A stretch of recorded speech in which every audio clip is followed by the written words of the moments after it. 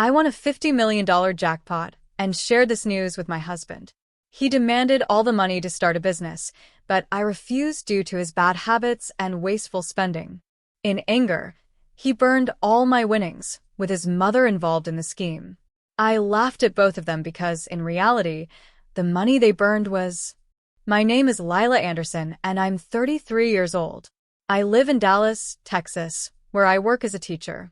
It's not a glamorous job, but I've always loved it.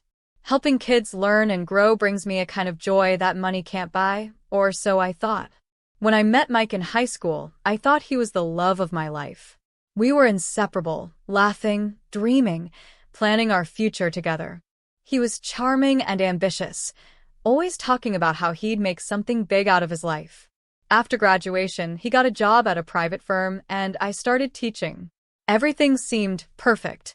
We got married when we were 28, ready to take on the world as a team. But as time went on, cracks began to show. Mike started hanging out with a different crowd, guys who partied hard and had little interest in real responsibilities. Soon, his habits changed. What started as the occasional drink after work became heavy drinking every night. The late-night outings turned into missed mornings at the office. Eventually, Mike quit his job altogether, saying he needed a break to figure things out. I tried to support him, hoping he'd bounce back, but the break turned into months, and then years. I became the sole breadwinner, working long hours to keep us afloat. We had bills to pay, groceries to buy, and dreams we had to put on hold. Even though I loved him, I couldn't ignore the fact that I was carrying the weight of our life alone. Still, I held on to hope. Maybe he just needed time to find his footing again. Then, one day, everything changed. I remember it like it was yesterday. I was sitting on the couch, flipping through the mail after a long day at work, when I saw it, a letter from the State Lottery Commission. My heart raced as I opened it, and there it was, proof that I had won the $50 million jackpot. I couldn't believe it. I checked the numbers over and over again to make sure it wasn't a mistake. It was real. I had actually won. For the first time in years, I felt a sense of hope and excitement. This money wasn't just a ticket out of financial stress. It was a chance to build the life Mike and I had always dreamed of. I imagined us buying a beautiful house, traveling the world, and maybe even starting a family. I thought this was the miracle we needed to turn things around. When I told Mike the news, his reaction wasn't what I expected. At first, he seemed thrilled, hugging me and talking about how lucky we were.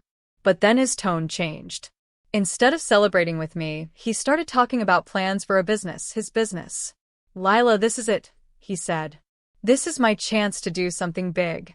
With the money, I can finally start my own company." I hesitated. I knew Mike. His big plans rarely turned into anything productive.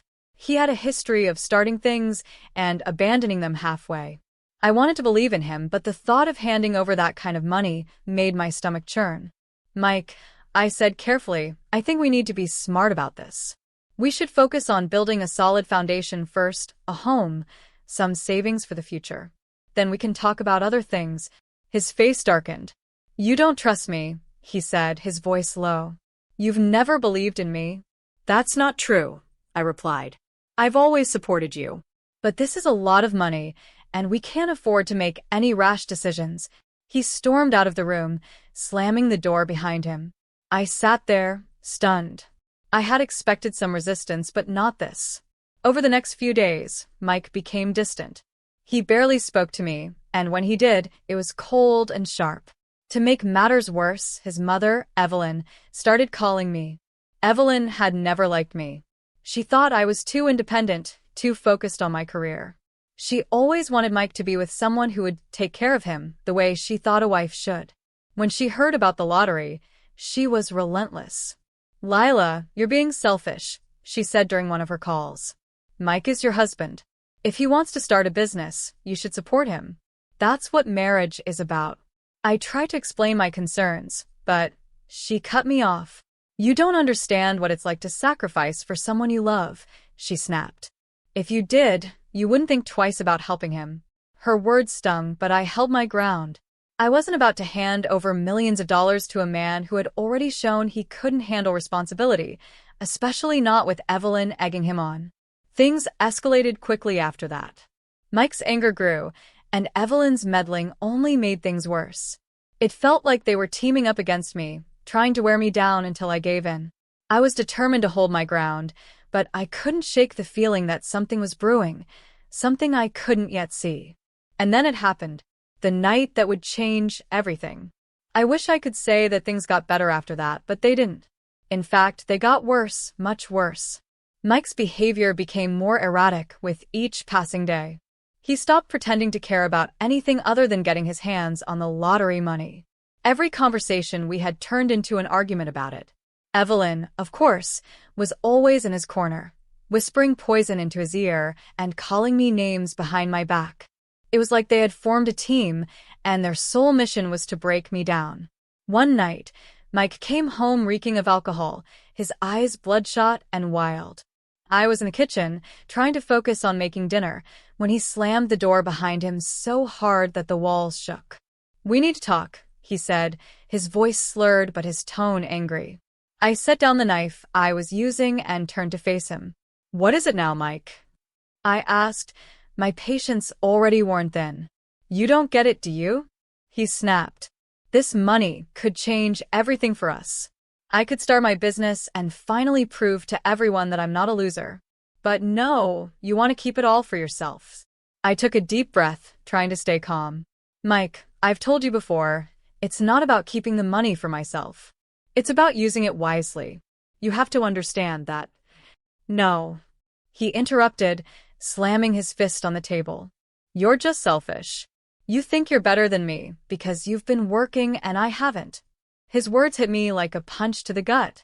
I had spent years supporting him, carrying the weight of our life on my shoulders, and now he was calling me selfish? I couldn't hold back anymore. "You want to talk about selfish?" I shot back. "You've done nothing but drink and waste time for years while I've been the one keeping this family afloat. And now, when we finally have a chance to build a better future, all you care about is yourself." Mike didn't say anything. He just stood there, glaring at me, his fists clenched at his sides. After a long, tense silence, he turned and stormed out of the house. I thought he was going to the bar again, but I couldn't have been more wrong. The next day, I came home from work to find the house eerily quiet. Mike was sitting in the living room, staring at the coffee table with a strange look on his face. I noticed a faint smell of smoke in the air, but I didn't think much of it at first. "What's going on?" I asked cautiously. He didn't answer. He just smirked and leaned back at his chair. "You're going to thank me for this one day," he said cryptically. I frowned, confused. "What are you talking about?" Then he stood up, walked over to the fireplace, and gestured toward it. That's when I saw it, a pile of ashes still smoldering in the grate. My heart sank as realization hit me like a freight train. "No," I whispered, my voice trembling. "Tell me you didn't." He laughed, a hollow, bitter sound. "Oh, I did. That precious lottery ticket you care so much about? It's gone. Burned it myself." I couldn't breathe. It felt like the ground had been ripped out from under me. "Why?" I managed to choke out. "Why would you do something so insane?" "Because you wouldn't listen," he shouted, his voice full of venom. "I tried to reason with you, but you just kept saying no. So now neither of us gets the money. Maybe next time, you'll learn to trust me." I stood there, frozen, as tears streamed down my face. How could he do this? How could the man I loved, the man I had built my life with, destroy everything we had for the sake of his own pride? As if that wasn't enough, Evelyn showed up later that evening.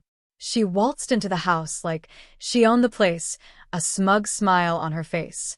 "You did the right thing, Mike," she said, completely ignoring me.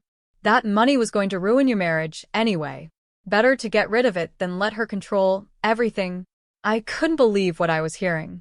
Evelyn had encouraged him to do this. She had been part of the plan all along. My shock quickly turned to anger. "Get out of my house," I said, my voice shaking with fury. Evelyn just scoffed. "Oh, please, Lila. Don't act like you're some kind of victim. You're the one who pushed him to this point." That was it. I couldn't take it anymore. "Both of you need to leave," I said firmly. Right now? Mike tried to argue, but I cut him off. You burned the ticket, Mike. You destroyed everything. I don't even know who you are anymore. Eventually they left, but the damage was done.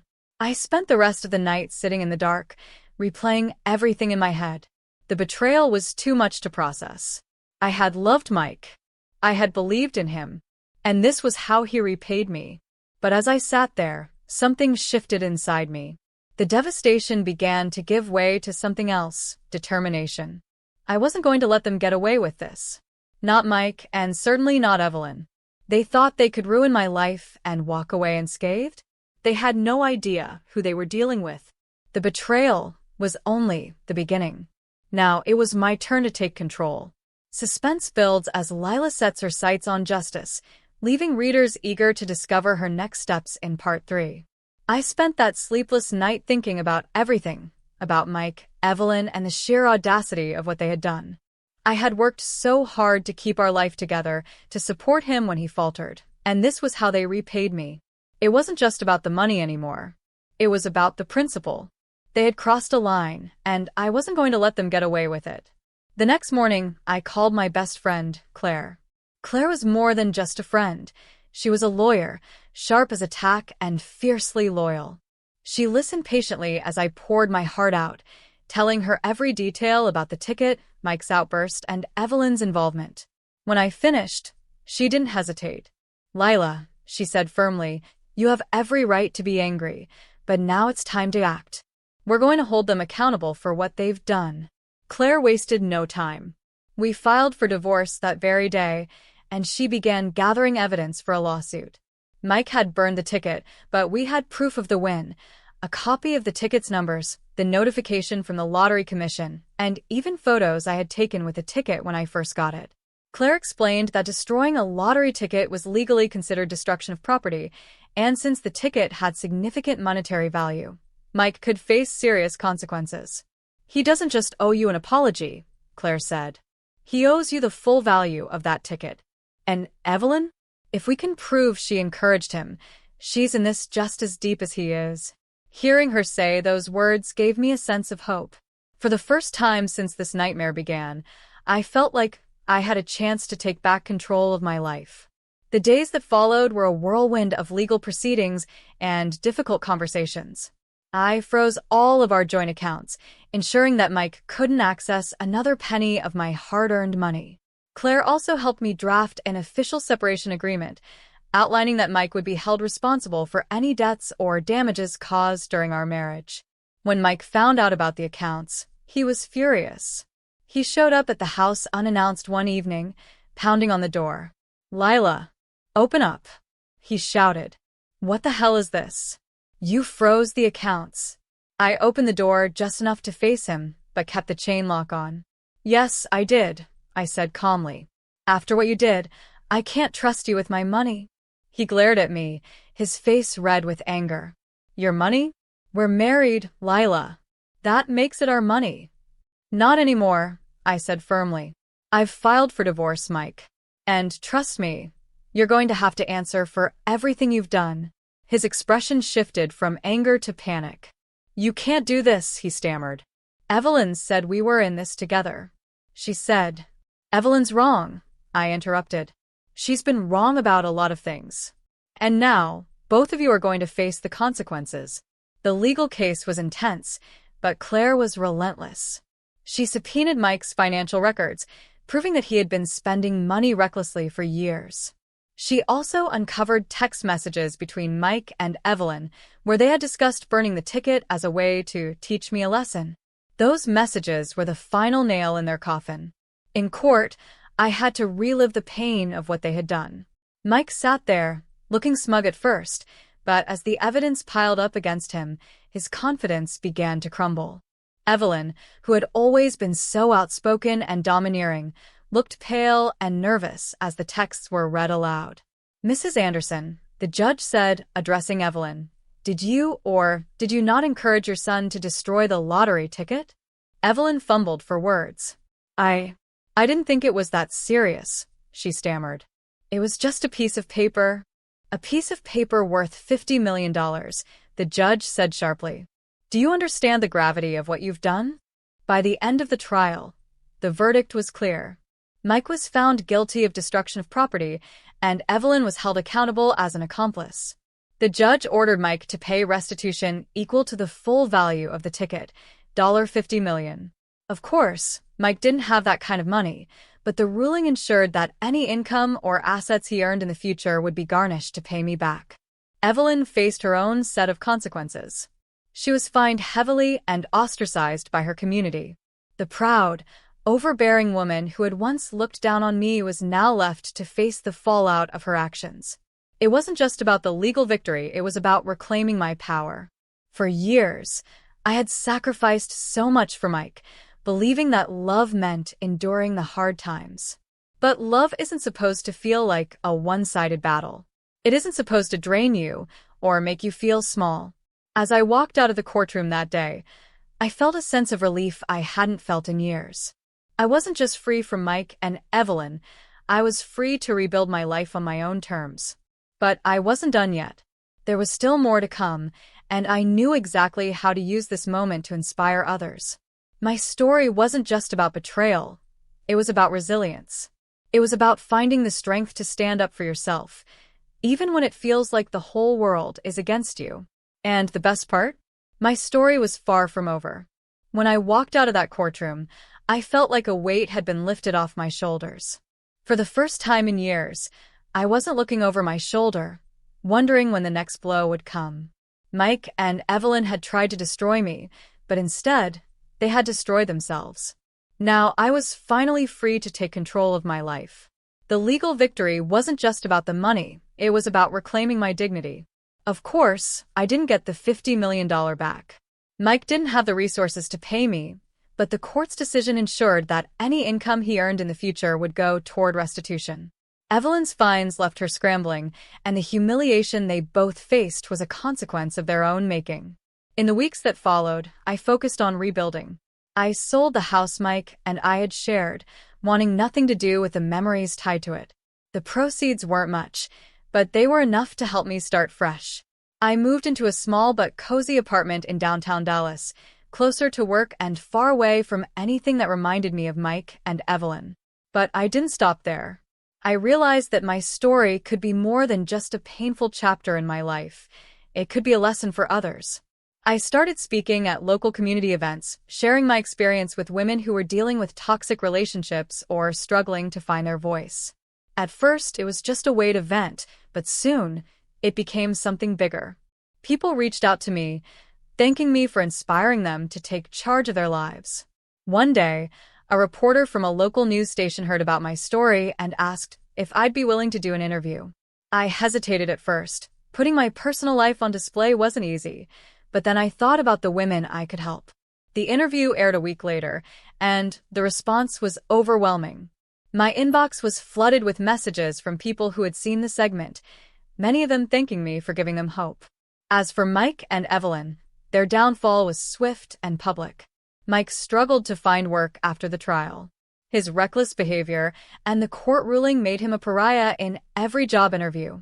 Evelyn, once the proud matriarch of her family, was ostracized by her friends and neighbors. People whispered about her involvement in the scheme, and she became a cautionary tale in the community. A few months later, Mike tried to reach out to me. He left a voicemail saying he wanted to talk and apologize. I didn't return the call. What could he possibly say that would make up for what he had done? He had burned not just the ticket, but every bridge between us. Forgiveness was something I might find in my heart someday, but reconciliation? That was out of the question. Despite everything, life had a way of surprising me. During one of my community events, I met a man named David. He was a volunteer, helping organize a fundraiser for single mothers in need. We started talking, and I was struck by how kind and genuine he was. He listened to my story without judgment, offering words of encouragement that felt like a balm to my soul. Over time, our friendship grew into something more. David wasn't like Mike. He didn't see me as a means to an end or try to control me.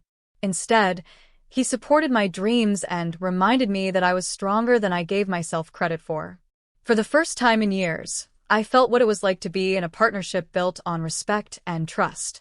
Now, as I stand here in front of my new home, a modest but beautiful house I purchased with my own hard work, I feel an overwhelming sense of pride. This house isn't just a structure. It's a symbol of everything I've overcome. It's a reminder that betrayal doesn't have to define you, and that even the deepest wounds can heal with time and resilience. I've learned so much from this journey. I've learned that love without respect is a cage, that forgiveness doesn't mean letting people back into your life, and that sometimes the only way to move forward is to let go of what's holding you back. Looking back, I'm grateful for the lessons, even if they came at a high price.